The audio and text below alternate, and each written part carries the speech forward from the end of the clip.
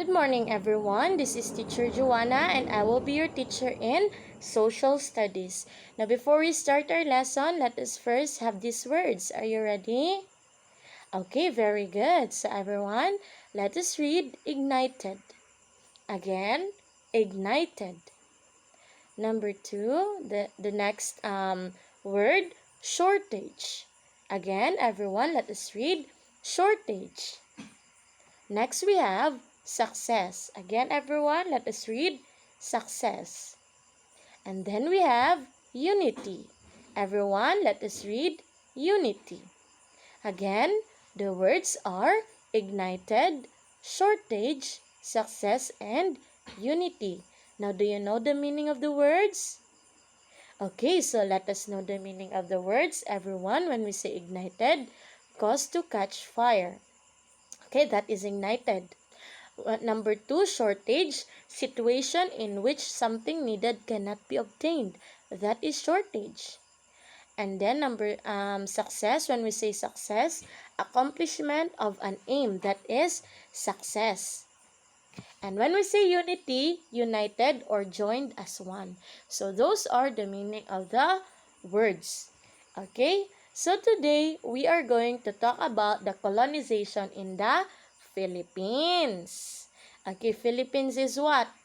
Our country. Aside from that, Philippines is, how can you describe Philippines? It is an archipelago. When we say archipelago, it is composed of many islands.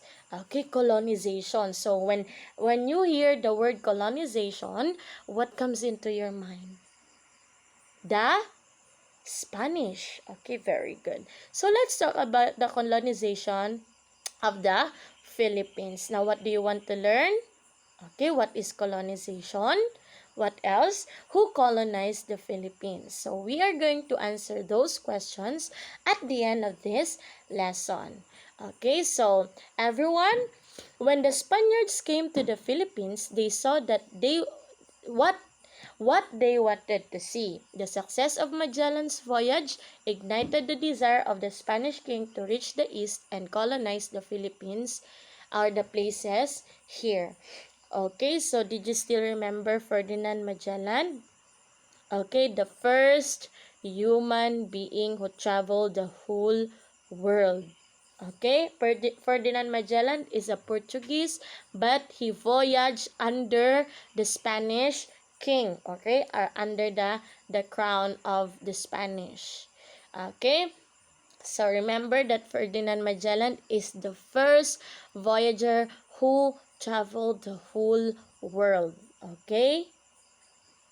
Okay, so because of Magellan's voyage, okay, it ignited the desire of the Spanish king to reach the east. Remember that the east is for the Spain, okay, and the west is for the Portuguese, okay. So they want to reach the east and colonize the places there, okay. So Spain sent more expeditions to the Philippines. So here are some expeditions that the Spain sent to the Philippines. Okay, Garcia Joffre de Loisa in 1525. Okay, 1525 Garcia. Then we have Sebastian Cabot in 1526. We have Alvaro de Saavedra in 1527. And we have Roy Lopez de Villalobos during 1542, where Roy Lopez de Villalobos gave the name Filipinas to the archipelago or to the Philippines. Okay, but all of these expeditions failed. Okay? 1525, 1526, 1527, and 1542, all of these expeditions failed. Do you understand me? Okay, and then here comes Legaspi in the Philippines. So do you know Legaspi? Okay, Legaspi, not the place, okay, the person who came into the Philippines. Okay, so here is a picture of Legaspi. His name is Miguel Lopez de Legaspi. Miguel Lopez de Legaspi was chosen to lead an expedition by the newly crowned King Felipe II during 1559. Okay, so he was chosen by the King Felipe or Philip Miguel Lopez de Legaspi to lead an expedition just like Magellan. But this time it is in 1559. Okay, so Legaspi in the Philippines. So the expedition started from Mexico on 1564. Okay, it started 1564 and then reached Cebu on February 13, 1565. So, it started in Mexico 1564 and then they reached Cebu. Okay, on February 13, 1565. Remember that Cebu, okay, where Magellan was killed by um, Lapu-Lapu. Now, they proceed to Samar where he made blood compact with the leader. So, Legaspi reached Cebu and then proceeded to Samar where he made blood compact with the leader of Samar. So, the expedition continued until they reached Bohol. Okay, so they went to Cebu, Samar, and then Bohol. So in Bohol, Legaspi befriended si Katuna and si Gala, who were the leaders of the place. Okay, so who are the leaders of the place? Si Katuna and si Gala. Okay, the leaders of Bohol. So Legaspi befriended them. Now, from Bohol, Legaspi went to Cebu on April 27, 1564. Okay? And that time, he defeated Rahatopas and established the first Spanish settlement in the Philippines. So, remember that he first reached Cebu, and then he went to Samar, and then he went to Bohol, and then again, from Bohol, he went to Cebu again. This time to defeat the leader Rahat Topas and then establish the first Spanish settlement in the Philippines. So where's the first Spanish settlement in the Philippines? In Cebu. Okay? So it was named as Ciudad del Santísimo Nombre de Jesus, or the city of the most holy name of Jesus. Okay, Jesus. So what is the name of the place? Ciudad del Santísimo Nombre de Jesus, or city of the most holy name of Jesus. Okay, so that is Cebu. Okay, the first Spanish settlement, okay, in the Philippines. Okay? So, again, what is the name of the place? Ciudad del Santísimo Nombre de Jesus. Okay? So, the conquest of other places. So, due to shortage of food in Cebu, the Spaniards sailed to Panay. Okay, in 1569. Okay, not just Cebu because of the shortage of food of Cebu, the Spaniards sailed to other places. Okay, they sailed to Panay in 1569. Now, Legaspi founded the second settlement there. Okay, the first settlement is Cebu, and then the second settlement is in Panay. So, the other places that was conquered by the Spaniards were Burias. Okay, Burias Island, Masbate, Ticao, Albay.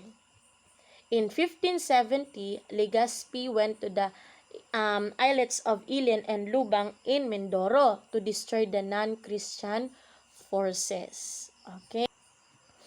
Okay. So, 1 year only, 1569, second settlement, Panay, and then they conquered as well other places such as Burias Island in Masbate, Ticao, Albay. And then they went to Mindoro to destroy the non-Christian forces there in 1570.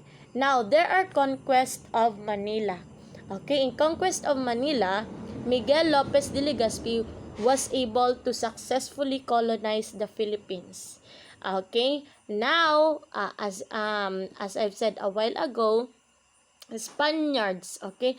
The Spanish king wanted to colonize the places in the east. Now Miguel Lopez de Legazpi from Spain was able to successfully colonize the Philippines. Do you understand me? So Ra Sulaiman tried his best to defend his kingdom, but he was still defeated. Okay? Ra Sulaiman is one of the leaders of Manila. Okay? This time, Raha Lakandula, the last king of Tondo, welcomed Legaspi. Okay? Instead of fighting Legaspi, he welcomed Legaspi because he realized that it is useless to fight the Spaniards. Okay?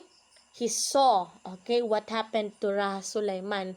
That's why he welcomed Legaspi because he realized that it was useless to fight the Spaniards. Do you understand me?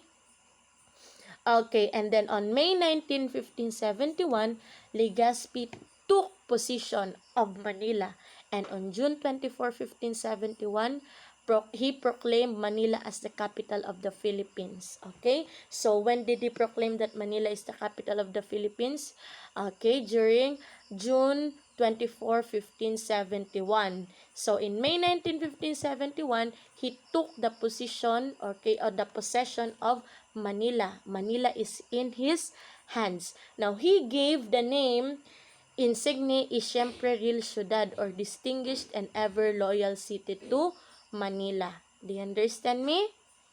Okay, now Juan Di Salcedo. So Juan Di Salcedo is the grandson of Legaspi. So Legaspi successfully colonized the Philippines, but there's always an end. Okay, why? Because on August 20, 1572, Legaspi died of heart attack. Okay? Legaspi died of heart attack. So, he was Juan Di Salcedo.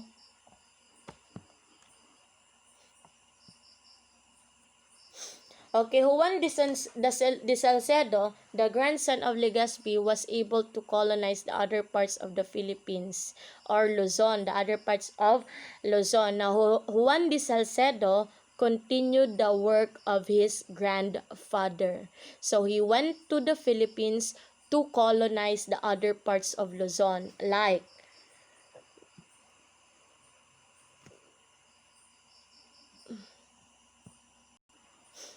Pampanga, Bulacan, Pangasinan, Tarlac, Rizal. Okay, and Quezon. So, he colonized Pampanga, Bulacan, Pangasinan, Tarlac, Rizal, and Quezon. And then, he also colonized the towns in Bicol, Ilocos, and Cagayan.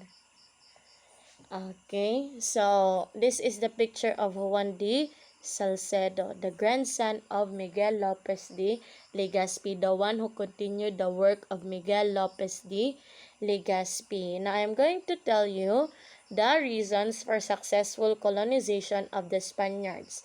Okay, so these are the reasons why they become successful in colonizing the Philippines. The first one is the modern weapon of the colonizer. So who are the colonizers? The Spaniards. Now, modern weapon meaning the weapon for war are modern. Okay, so here are the weapon. They have cannons and then they have guns. While Filipinos, they only have tabak. Okay, spear and arrow.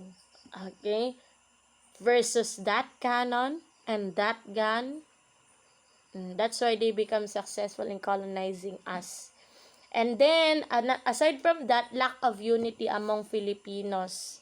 Okay? So, Filipinos fight other Filipinos. Okay? We lack unity. We don't move as one. We are not united. That is why it is also the reason. Okay? And the teaching of Christianity. Remember that the missionaries help a lot of in converting the natives to Christianity. Okay? So those are the reasons for successful colonization. Do you understand me? So who is the successful colonizer of the Philippines? Miguel Lopez de Legaspi. Okay, so who is the grandson who continued this work?